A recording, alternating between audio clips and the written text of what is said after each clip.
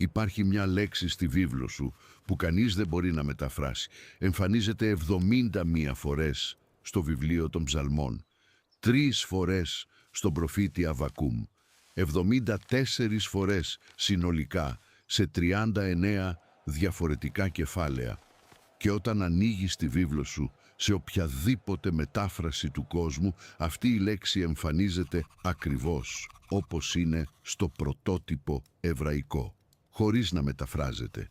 Στα πορτογαλικά, στα αγγλικά, στα γερμανικά, στα γαλλικά, στα λατινικά.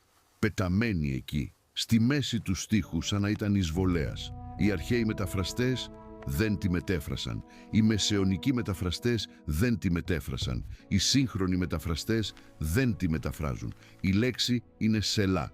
Σελά, σελάχ. 4 γράμματα στα εβραϊκά. Σάμεχ, λάμεδ, χε.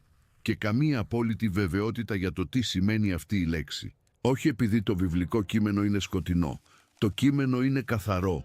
Το πρόβλημα είναι ότι το σελά είναι τεχνικός όρος. Ένα λειτουργικό σημάδι, ένας ειδικός δείκτης μιας μουσικής παράδοσης που χάθηκε. Όταν οι Ιουδαίοι σταμάτησαν να ψάλουν τους ψαλμούς με τον παλιό τρόπο, η ακριβής σημασία του σελά έφυγε μαζί τους. Και η βίβλος έμεινε με αυτή τη λέξη που επιμένει να εμφανίζεται, σελίδα μετά τη σελίδα, χωρίς κανείς να ξέρει καλά τι να την κάνει. Η πρώτη εμφάνιση είναι στον Ψαλμό 3, στίχος 2. Ο Δαβίδ φεύγει από τον Αβεσαλόμ, τον ίδιο του τον γιο, που σηκώθηκε εναντίον του πατέρα του και κατέλαβε την Ιερουσαλήμ. Ο Δαβίδ γράφει: «Κύριε, πόσο πληθύνθηκαν οι εχθροί μου, πολλοί σηκώνονται εναντίον μου, πολλοί λένε για την ψυχή μου, δεν υπάρχει για αυτόν σωτηρία στον Θεό». Και τότε μέσα σε αυτή την αγωνία, ξαφνικά στο τέλος του δεύτερου στίχου, εμφανίζεται η λέξη «σελά». Ο Δαβίδ γράφει και συνεχίζει, στίχος 4. «Εγώ όμως με τη φωνή μου φωνάζω προς τον Κύριο και εκείνος από το Άγιο Βουνό του μου απαντά. Σελά ξανά». Στίχος 8. «Του Κυρίου είναι η σωτηρία, επάνω στο λαό σου ας είναι η ευλογία σου». Σελά για τρίτη φορά στον ίδιο σύντομο ψαλμό. 3 σελά σε έναν ψαλμό 8 στίχων. Αυτό δεν είναι σύμπτωση, αυτό είναι δομή. Δείκτης. Σαν ο Λεβίτης ψάλτης να διήθυνε τη σύναξη. Εδώ το νιώθεις, εδώ το νιώθεις, εδώ το νιώθεις. Αλλά τι ακριβώς, δες τι συμβαίνει όταν ανοίγεις το ελληνικό ψαλτήριο. 3ος αιώνας πριν από τον Χριστό, πόλη της Αλεξάνδρειας, στην Αίγυπτο. 72 Ιουδαίοι, σοφοί, σύμφωνα με την παράδοση, κλήθηκαν να μεταφράσουν την εβραϊκή βίβλο στα ελληνικά. Αυτοί οι μεταφραστές είχαν πρόσβαση στη ζωντανή λειτουργική παράδοση. Άκουγαν τους ψαλμούς να ψάλλονται. Προέρχονταν από μια κοινότητα στην οποία ο ναός της Ιερουσαλήμ ακόμη λειτουργούσε. Με επαγγελματίες μουσικούς, με συντεχνίες λεβιτών ψαλτών σε πλήρη δράση. Αν κάποιος ήξερε τι σήμαινε το σελά, ήταν αυτοί. Και τι έκαναν, επινόησαν μια λέξη, διάψαλμα. Το διά σημαίνει ανάμεσα, μέσα από. Το ψαλμός σημαίνει ψαλμός. Βάζεις τα δύο μαζί και έχεις ανάμεσα στον ψαλμό, μεταξύ ψαλμών. Έναν όρο πλασμένο ειδικά για να μεταφράσει το σελά, αλλά που στα ελληνικά δεν σήμαινε απολύτως τίποτα ως κοινή λέξη. Το διάψαλμα δεν υπήρχε στο ελληνικό λεξιλόγιο πριν από τη μετάφραση των Εβδομήκοντα. Δημιουργήθηκε εκείνη τη στιγμή επειδή οι μεταφραστές έφτασαν σε αυτόν τον όρο και δεν ήξεραν τι να γράψουν. Έτσι έπλασαν μία νέα τεχνική λέξη που μέχρι σήμερα κανείς δεν ξέρει με σιγουριά τι ακριβώς σημαίνει. Σκέψου το λίγο. Οι Ιουδαίοι της Αλεξάνδρειας ήταν φυσικοί ομιλητές της ελληνικής. Γνώριζαν τα εβραϊκά, ήταν εκπαιδευμένοι στην παράδοση του ψαλτηρίου, είχαν πρόσβαση στη λειτουργία του ναού εν ώρα δράσης και παρόλα αυτά παραιτήθηκαν από τη μετάφραση επινοώντας μία νέα λέξη. Αν δεν τα κατάφεραν εκείνοι, ποιος θα τα καταφέρει? 400 χρόνια αργότερα, ο Ιερώνυμος, τον 4ο αιώνα της χριστιανικής εποχής, μετέφραζε ολόκληρη τη βίβλο στα λατινικά, τη Βουλγάτα, το κείμενο που θα γινόταν η βάση του δυτικού χριστιανισμού για περισσότερα από 1000 χρόνια. Ο Ιερώνυμος ήταν πολύγλωσσος. Ήξερε εβραϊκά καλύτερα από πολλούς ραβίνους της εποχής. Πήγε να ζήσει στη Βιθλεέμ για να μάθει εβραϊκά από Ιουδαίους δασκάλους. Και όταν έφτασε στο Σελά, και εκείνος πέταξε λευκή πετσέτα. Σε ορισμένα χειρόγραφα έγραψε «Σέμπερ», που στα λατινικά σημαίνει «για πάντα». Σε άλλα απλώς άφησε το «Σέλα» μεταγραμμένο χωρίς μετάφραση. Ο Ιερώνυμος δεν αποφάσισε. Έμεινε στη μέση. Πίδα 1000 χρόνια. Έκδοση King James 1611. Η αγγλική μετάφραση που διαμόρφωσε ολόκληρο τον προτεσταντισμό. Εμφανίζεται το «Σελά», το αφήνουν «Σελά». Almeida Revista e Atualizada στα πορτογαλικά. «Σελά», New International Version, English Standard Version. «Σελά», «Σελά». Γερμανική βίβλος, Λούθυρος. «Σέλα», χωρίς μετάφραση, χωρίς σημείωση. Μόνο η λέξη εκεί πεταμένη στη μέση του στίχου, σαν τουρίστας που κανείς δεν ξέρει από πού ήρθε. Εδώ μπαίνει το φυσικό ερώτημα. Αν κανείς δεν ξέρει τι σημαίνει, μπορούμε τουλάχιστον να πλησιάσουμε, μπορούμε να την ανασυνθέσουμε. Και η απάντηση είναι μπορούμε, περίπου. Μέσα από δύο διαφορετικούς δρόμους που οδηγούν σε δύο σχεδόν αντίθετες σημασίες. Ο πρώτος δρόμος είναι η ρίζα σαλάλ. Στα εβραϊκά, SLL σημαίνει σηκώνω, εξυψώνω, υψώνω. Είναι ένα καλά τεκμηριωμένο ρήμα στην Παλαιά Διαθήκη. Εμφανίζεται στις Παροιμίες, κεφάλαιο 4, στίχος 8, μιλώντας για τη σοφία, εξύψωσέ την και αυτή θα σε εξυψώσει. Εμφανίζεται στην Έξοδο, κεφάλαιο 9, στίχος 17, όταν ο Θεός κατηγορεί τον Φαραώ ότι υψώνεται εναντίον του λαού του Ισραήλ. Είναι η ρίζα της κίνησης να σηκώνεις κάτι ψηλά. Είτε πέτρα είναι αυτό, είτε φωνή, είτε η τιμή κάποιου. Αλλά το πιο δυνατό παράλληλο βρίσκεται στον Ψαλμό 68, στίχος 4. Εκείνος ο ψαλμός είναι ένα λειτουργικό κόσμημα του ψαλτηρίου, γεμάτος τεχνικούς μουσικούς όρους. Και εκεί, στον στίχο 4 λέει «Ψάλετε στον Θεό, υμνείτε το όνομά Του, εξυψώστε Αυτόν που υπέβει επάνω στους ουρανούς». Η λέξη «εξυψώστε» εκεί, στο πρωτότυπο, είναι «σόλου», «σόλβ», πληθυντική προστακτική της ρίζας σαλάλ. Ίδιο βιβλίο, ίδιο λειτουργικό είδος, ίδια γλωσσική οικογένεια. Πάρε αυτή την προστακτική, μετέτρεψέ την σε τεχνικό ουσιαστικό και έχεις σελά. Θα σήμαινε περίπου «ύψωσε», «εξύψωσε», «σήκωσε τη φωνή». Βγάζει νόημα ως λειτουργική οδηγία. Ο Λεβίτης ψάλτης ψάλει τον στίχο. Φτάνει σε ένα σημείο κορύφωσης. Φωνάζει σελά προς τη σύναξη και όλοι ξέρουν ότι πρέπει να υψώσουν τη φωνή. Πρέπει να μπουν στο ρεφρέν, πρέπει να ανεβάσουν τη μελωδία. Είναι το αρχαίο αντίστοιχο ενός μαέστρου που χτυπά την μπαγκέτα σε ένα φορτίσιμο, δίνοντας εντολή σε ολόκληρη τη χοροδία να σπρώξει τον ήχο προς τα πάνω. Τα σοβαρά σύγχρονα εβραϊκά λεξικά, στην πλειονότητά τους, ποντάρουν σε αυτή την ετυμολογία. Το σελά θα προερχόταν από το σαλάλ. Το σελά θα ήταν εξυψώστε, υψώστε, σηκώστε τη φωνή. Μόνο που υπάρχει κι άλλος δρόμος, μια γειτονική ρίζα υπερβολικά παρόμοια για να αγνοηθεί. Σαλά, SLH, χωρίς το διπλασιασμό του λαμέδ, σημαίνει ζυγίζω, αναρτώ, εωρώ. Εμφανίζεται στον Ιώβ κεφάλαιο 28 στίχος 16 σε εκείνο το περίφημο ποίημα για τη σοφία δεν ζυγίζεται με το χρυσάφι του Οφύρ. Το ρήμα εκεί, ζυγίζεται, έρχεται από αυτή τη ρίζα, ζυγίζω, με την έννοια του να βάζω κάτι στη ζυγαριά, να κρεμώ το αντικείμενο από το σκοινί της ζυγαριάς μέχρι να ισορροπήσει. Από εκεί έρχεται η άλλη ανάγνωση. Το σελά θα σήμαινε αναστολή, παύση. Κράτα τη μουσική. Ο ψάλτης θα σταματούσε εκεί. Η μουσική θα αιωρούνταν. Η σύναξη θα έμενε σιωπηλή, συλλογιζόμενη. Το σελά θα ήταν περίπου το αρχαίο αντίστοιχο μιας σύγχρονης κορώνας στη μουσική, εκείνου του συμβόλου που λέει «κράτησε αυτή την νότα, κράτησε αυτή την παύση, άφησέ το να αναπνεύσει». Και εδώ έχεις ολόκληρο το παράδοξο. Δύο παρόμοιες ρίζες, δύο σχεδόν αντίθετες σημασίες. Το σαλάλ προστάζει να υψώσεις, το σαλά προστάζει να σταματήσεις. Το σαλάλ φωνάζει, το σαλά σωπαίνει, το σαλάλ εξυψώνει, το σαλά αναστέλει. Και το σελά μπορεί να είναι οποιοδήποτε από τα δύο. Ίσως να είναι και τα δύο ταυτόχρονα, σε διαφορετικές στιγμές. Ίσως η λειτουργική παράδοση να χρησιμοποιούσε την ίδια λέξη με ευέλικτη λειτουργία, άλλοτε δίνοντας εντολή για ύψωση, άλλοτε για παύση. Ίσως όχι. Κανείς δεν μπορεί πια να αποφασίσει.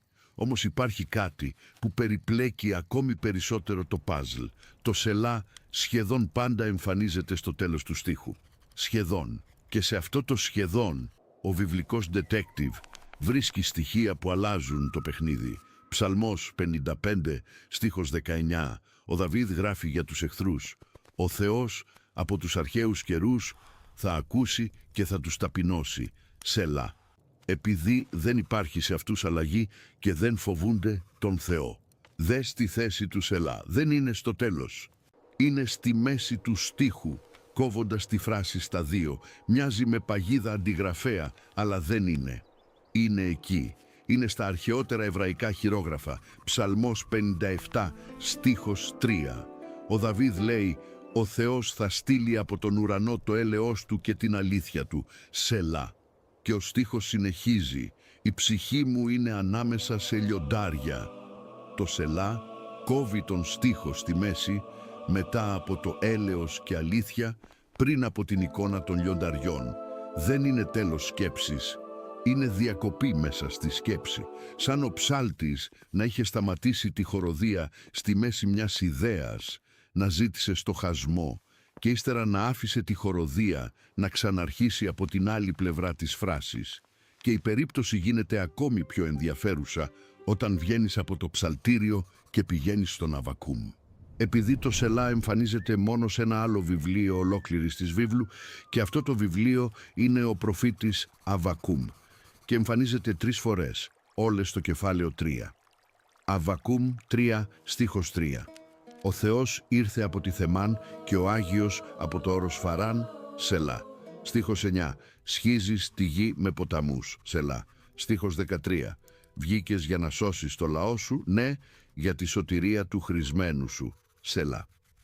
Σε 2 από αυτές τις 3 περιπτώσεις, η λέξη σελά εμφανίζεται στη μέση του στίχου, κόβοντας τη φράση.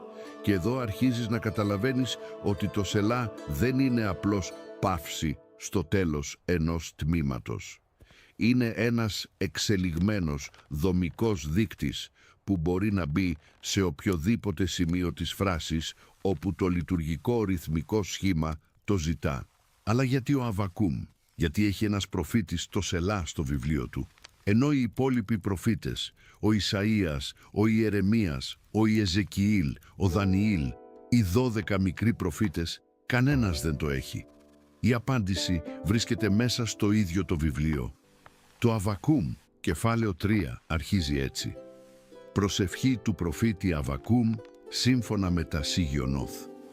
Το Σιγιονόθ είναι ένας ακόμη τεχνικός μουσικός όρος, της ίδιας οικογένειας με τους όρους επικεφαλίδας που εμφανίζονται στους ψαλμούς.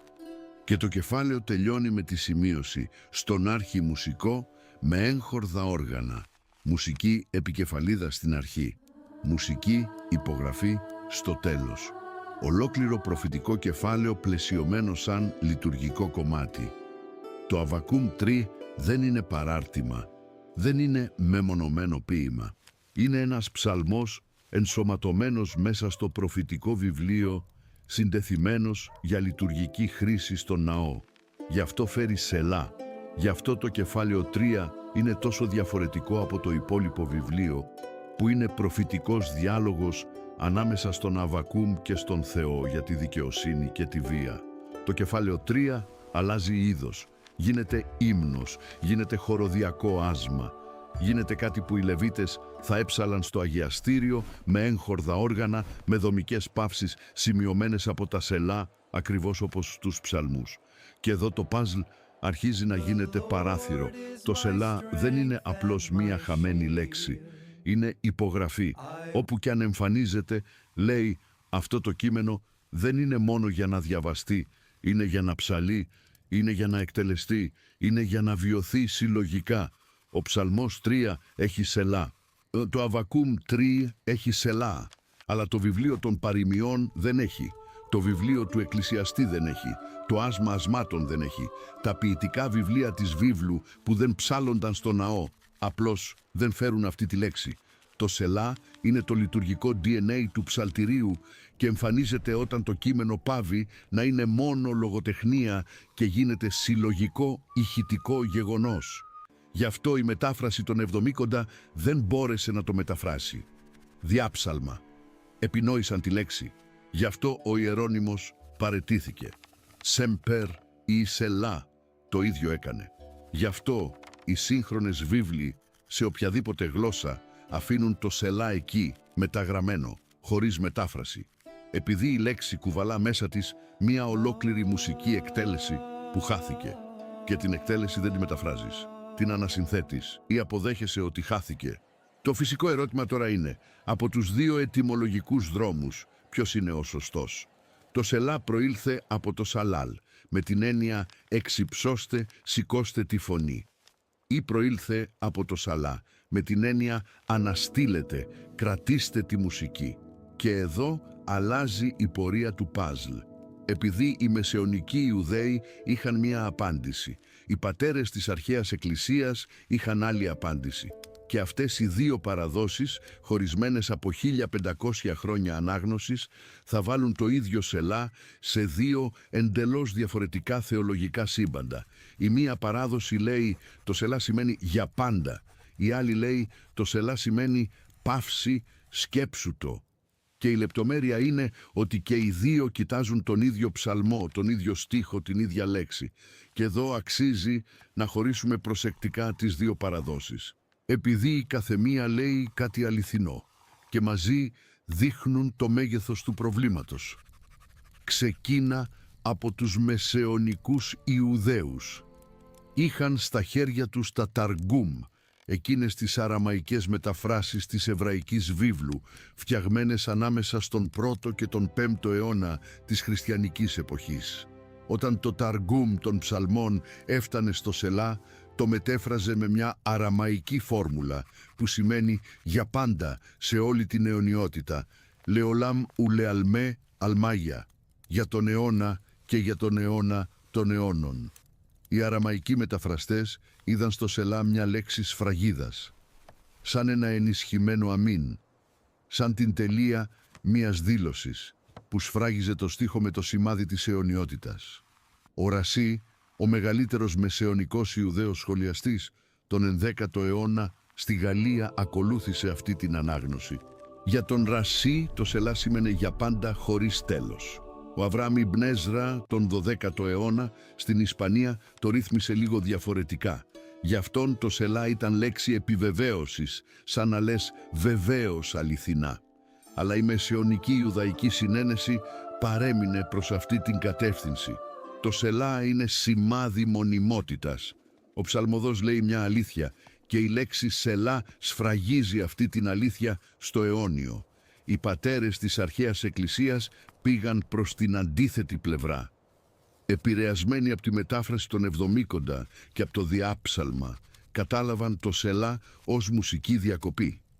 Ο Υπόλυτος, τον 3ο αιώνα, έλεγε ότι το διάψαλμα σημείωνε αλλαγή χορού. Ο Ευσέβιος, τον 4ο αιώνα, έβλεπε το σελά ως παύση για περισυλλογή. Ο Αυγουστίνος, τον 5ο αιώνα, δίδασκε ότι το σελά ήταν σημάδι για την ψυχή να ησυχάσει και να συλλογιστεί αυτό που μόλις άκουσε. Δες το παράδοξο. Οι Ιουδαίοι, με την παράδοση πιο κοντά στο εβραϊκό πρωτότυπο, το μετέφρασαν ως αιωνιότητα. Οι χριστιανοί, διαβάζοντας μέσω της μετάφρασης των Εβδομήκοντα, το μετέφρασαν ως παύση. Οι Ιουδαίοι είπαν για πάντα. Οι χριστιανοί είπαν σταμάτα και σκέψου. Και οι δύο πλευρές προσπαθούσαν να ανακτήσουν την ίδια χαμένη λέξη. Σαν δύο άνθρωποι που προσπαθούν να συναρμολογήσουν το ίδιο παζλ, ο καθένας ξεκινώντας από διαφορετική γωνία του κουτιού. Ποιος έχει δίκιο? Ίσως και οι δύο. Ίσως το σελά να λειτουργήσε και προς τις δύο κατευθύνσεις. Ίσως να ήταν ένας ευέλικτος δείκτης που σε έναν ψαλμό δοξολογίας έδινε εντολή να υψωθεί η φωνή και σε έναν ψαλμό θρήνου έδινε εντολή να ανασταλεί μέσα στη σιωπή. Ο Λεβίτης ψάλτης της εποχής θα ήξερε. Η εκπαιδευμένη σύναξη θα ανταποκρινόταν στη σωστή χειρονομία. Σήμερα κληρονομούμε τη λέξη χωρίς το εγχειρίδιο και είναι σημαντικό να καταλάβουμε από πού προερχόταν αυτό το χαμένο εγχειρίδιο. Στο 1 Χρονικών 25 στίχος 1 περιγράφεται η μουσική δομή του ναού. Το κείμενο λέει: «Ο Δαβίδ και οι αρχηγοί του στρατεύματος ξεχώρισαν για την υπηρεσία τους γιους του Ασάφ, του Εμάν και του Ιεδουθούν, για να προφητεύουν με κιθάρες, με ψαλτήρια και με κύμβαλα. Να προφητεύουν με μουσική. Αυτή ήταν η δουλειά τους». Το κεφάλαιο συνεχίζει περιγράφοντας 288 επαγγελματίες μουσικούς, οργανωμένους σε 24 ομάδες, κάθε ομάδα με 12 ειδικευμένους ψάλτες. Αυτό δεν ήταν ερασιτεχνική μπάντα. Ήταν μια δομή ιερής μουσικής στημένη με την ακρίβεια μιας σύγχρονης ορχήστρας. Υπήρχε το κινόρ, που ήταν ένα είδος φορητής άρπας.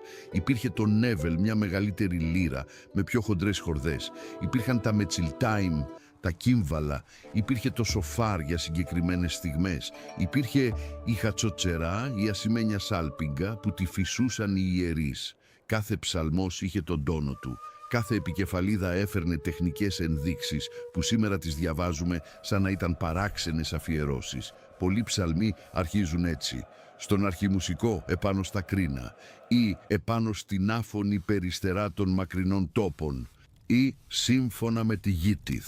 Αυτοί είναι τίτλοι μελωδιών, μελωδίες που εξαφανίστηκαν, αλλά που τότε όλοι γνώριζαν, όπως σήμερα αναγνωρίζουμε ένα δημοφιλές τραγούδι ακούγοντας τις πρώτες συγχορδίες. Το Σελά ανήκε σε αυτόν τον κόσμο. Ήταν τεχνική οδηγία μέσα σε μια οργανωμένη εκτέλεση.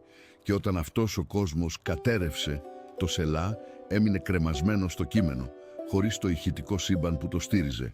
Και ο κόσμος κατέρευσε σε ένα συγκεκριμένο έτος, 70 μετά Χριστόν. Ο Ρωμαίος στρατηγός Τίτος πολιόρκησε την Ιερουσαλήμ.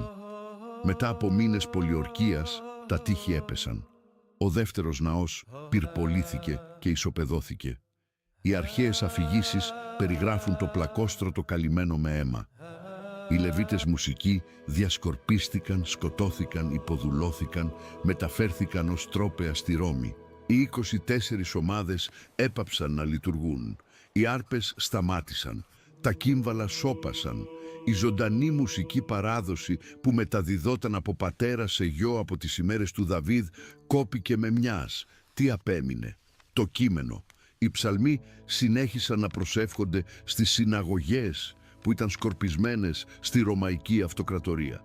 Αλλά η συναγωγή είναι άλλος τόπος. Η συναγωγή δεν είχε επαγγελματίες μουσικούς, δεν είχε αντιφωνικές χοροδίες με 288 εκπαιδευμένες φωνές. Δεν είχε περίτεχνα όργανα. Η συναγωγική λειτουργία ήταν απλή ψαλμοδική απαγγελία χωρίς την ορχιστρική δομή του ναού. Έτσι οι ψαλμοί επέζησαν ως λόγια, αλλά η αρχική εκτέλεση πέθανε. Και το Σελά, δείκτης αυτής της εκτέλεσης, έγινε ορφανό από την παράδοση που του έδινε νόημα, γι' αυτό κανείς δεν το μεταφράζει. Δεν είναι δειλία. Το να μεταφράσεις το Σελά θα σήμαινε να μεταφράσεις μία πράξη, όχι μια λέξη. Θα ήταν σαν να παίρνεις μία μουσική ένδειξη σε μία παρτιτούρα, φορτίσιμο, και να προσπαθείς να μεταφράσεις όχι την ιταλική λέξη, αλλά τον ήχο που διατάζει να γίνει. Μπορείς να γράψεις πολύ δυνατά, αλλά αυτό δεν είναι το ίδιο με το να ακούς μια ολόκληρη ορχήστρα να εκρήγνεται στο φορτίσιμο υπό τη διεύθυνση του μαέστρου. Το Σελά είναι περίπου αυτό. Είναι ένδειξη ενός ηχητικού, σωματικού, κοινοτικού αποτελέσματος που η σελίδα μόνη της δεν μπορεί πια να αναπαραγάγει. Αλλά το παζλ προσφέρει πρόσθετα στοιχεία όταν προσέχουμε πού εμφανίζεται η λέξη. Ο Ψαλμός 9, στίχος 16, φέρνει κάτι παράξενο. Ο στίχος τελειώνει έτσι: «Στην παγίδα που έστησαν πιάστηκε το ίδιο του στο πόδι, χιγκαγιόν, Σελά, χιγκαγιόν». Άλλη μια χαμένη τεχνική λέξη. Σε άλλους ψαλμούς, το χιγκαγιόν εμφανίζεται μεταφρασμένο ως στοχαστικός ήχος ή μελέτη, αλλά η ακριβής σημασία είναι και αυτή αβέβαιη. Εδώ, στον Ψαλμό 9, εμφανίζεται κολλημένο με το Σελά. σχηματίζοντας ένα ζεύγος μουσικών οδηγιών. Χιγκαγιόν σελά δίπλα-δίπλα.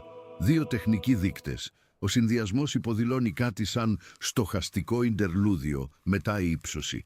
Και η παρουσία των δύο λέξεων μαζί αποκαλύπτει κάτι σημαντικό. Το ψαλτήριο είχε ολόκληρο λεξιλόγιο λειτουργικών οδηγιών.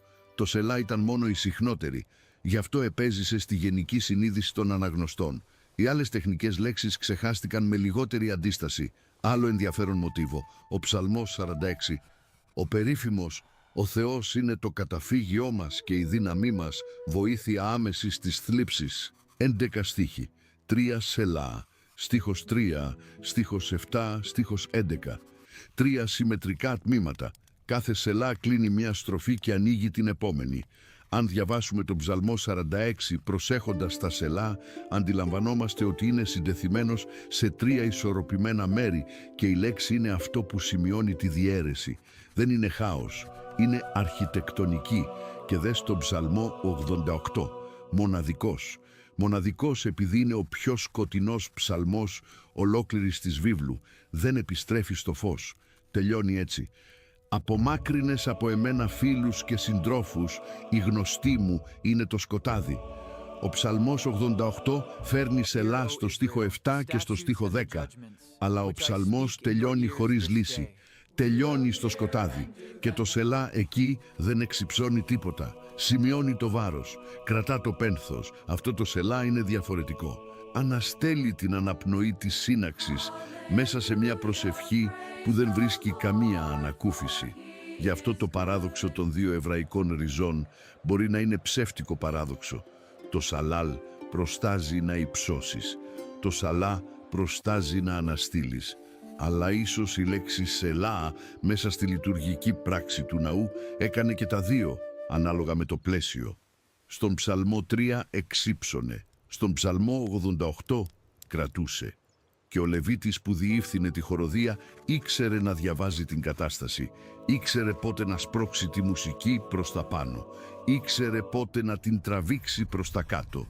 Η λέξη ήταν η ίδια, αλλά η λειτουργία προσαρμοζόταν στον τόνο του ψαλμού. Και αυτό αλλάζει τον τρόπο με τον οποίο καταλαβαίνουμε τι κάνει το σελά στη βίβλο σου. Η βίβλος δεν είναι μόνο ένα βιβλίο για διάβασμα, είναι ένα βιβλίο που εκτελείται και το σελά είναι η πιο ορατή απόδειξη αυτού. Η επίμονη παρουσία αυτής της λέξης σε οποιαδήποτε μετάφραση του κόσμου είναι το ίχνος μιας αρχαίας λατρείας όπου το κείμενο ζούσε σε 3 διαστάσεις. Η διάσταση της φωνής των Λεβιτών, η διάσταση των οργάνων, η διάσταση της απάντησης της σύναξης με χειρονομίες προσκυνήσεις, ύψωση των χεριών στη σωστή στιγμή. Το βιβλικό κείμενο ήταν πολυμέσο πολύ πριν υπάρξει αυτή η λέξη.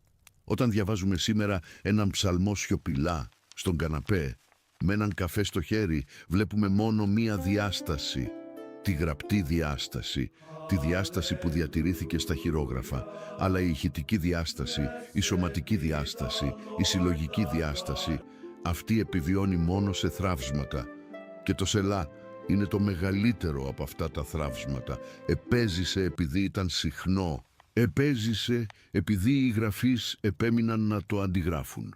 Επέζησε επειδή κανένας μεταφραστής σε 3.000 χρόνια ιστορίας αυτού του κειμένου δεν είχε το θάρρος να το πετάξει έξω. Δες το τελικό παράδοξο.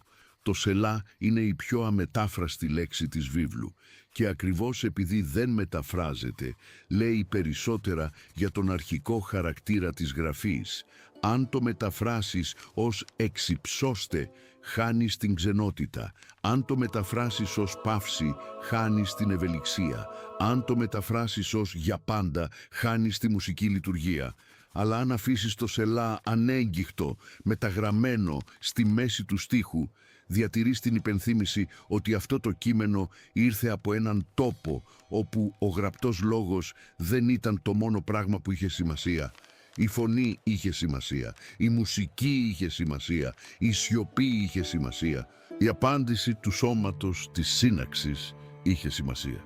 Και γι' αυτό οι μεταφραστές, όλοι τους, αρχαίοι, μεσαιωνικοί, σύγχρονοι, επέλεξαν να μην το μεταφράσουν. Δεν ήταν έλλειψη ικανότητας. Ήταν σεβασμός. Ήταν η ταπεινότητα να αναγνωρίσουν ότι υπάρχουν πράγματα στο βιβλικό κείμενο που τα κληρονομούμε χωρίς το πλαίσιο για να τα καταλάβουμε πλήρως. Και το καλύτερο που μπορούμε να κάνουμε με αυτά τα πράγματα δεν είναι να επιβάλλουμε μια μετάφραση, αλλά να διατηρήσουμε τη λέξη όπως μας ήρθε, ώστε όποιος διαβάζει σήμερα, 3.000 χρόνια μετά τον αρχικό ψαλμοδό, να μπορεί ακόμη να αντιληφθεί ότι εκείνο το κείμενο κάποτε ήταν ζωντανό με έναν τρόπο που η σελίδα μόνη της δεν μπορεί πια να είναι. Το Σελά εμφανίζεται 74 φορές στη βίβλο σου. Ωραίες. 74 προσκλήσεις να θυμηθείς ότι υπάρχει ένα ολόκληρο στρώμα αρχαίας θρησκευτικής εμπειρίας που χάθηκε. Και ταυτόχρονα 74 μηνύματα ότι ακόμη και χωρίς να ανασυνθέσουμε αυτό το στρώμα, ακόμη και χωρίς να ξέρουμε αν η λέξη σημαίνει εξύψωσε ή πάυσε ή για πάντα, η λέξη συνεχίζει να λειτουργεί. Ακόμη διακόπτει την ανάγνωση. Ακόμη σε κάνει να σταματάς. Διαβάζεις τον στίχο, συναντάς το Σελά και για μια στιγμή ο νους σου κολλά. Τι είναι αυτό? Γιατί βρίσκεται εδώ? Τι να κάνω με αυτή τη λέξη? Και ίσως αυτό ακριβώς έκανε πάντα το Σελά. Η ακριβή σημασία μπορεί να εξατμίστηκε, αλλά το αποτέλεσμα επέζησε. Διαβάζεις, πάβεις, σκέφτεσαι, ακούς τη σιωπή που άνοιξε η λέξη και μετά συνεχίζεις. Επόμενος στίχος, επόμενος ψαλμός. Οι μεσαιωνικοί Ιουδαίοι δεν έκαναν λάθος όταν το μετέφρασαν ως «για πάντα». Οι πατέρες της αρχαίας Εκκλησίας δεν έκαναν λάθος όταν το ερμήνευσαν ως στοχαστική παύση. Οι σύγχρονοι μεταφραστές δεν κάνουν λάθος όταν το αφήνουν μεταγραμμένο. Καθεμία από αυτές τις επιλογές συλλαμβάνει μία όψη αυτού που έκανε αυτή η λέξη στην αρχική λειτουργία. Το Σελά ύψωνε, το Σελά ανέστελε, το Σελά σημείωνε την αιωνιότητα μέσα στο χρόνο. Το Σελά έλεγε «ανάπνευσε εδώ». Το Σελά έλεγε «δόξασε τώρα». 74 φορές εμφανίζεται για να σου θυμίσει ότι αυτό που διαβάζεις κάποτε ψαλόταν. Ότι αυτό που είναι βουβό στη σελίδα κάποτε αντιχούσε στο ναό της Ιερουσαλήμ με 24 ομάδες Λεβιτών, με Κινόρ και Νέβελ και ασημένια κύμβαλα, με ολόκληρη τη σύναξη να απαντά στα σωστά σημεία. Δεν χρειάζεται να ανασυνθέσεις όλα αυτά για να καταλάβεις το κείμενο. Αλλά το να ξέρεις ότι υπήρχαν αλλάζει τον τρόπο που διαβάζεις. Μας κάνει να αντιλαμβανόμαστε ότι όλη η Γραφή κουβαλά αυτού του είδους το βάθος. Κάθε ψαλμός, κάθε προφήτης, κάθε αφήγηση ήρθε από ένα ζωντανό πλαίσιο, με φωνή και σώμα και ήχο και χειρονομία, από το οποίο η σημερινή σελίδα είναι μόνο το διατηρημένο υπόλοιπο. Και ίσως αυτός να είναι ο καλύτερος τρόπος να τιμήσουμε τη λέξη που κανείς δεν μπορεί να μεταφράσει.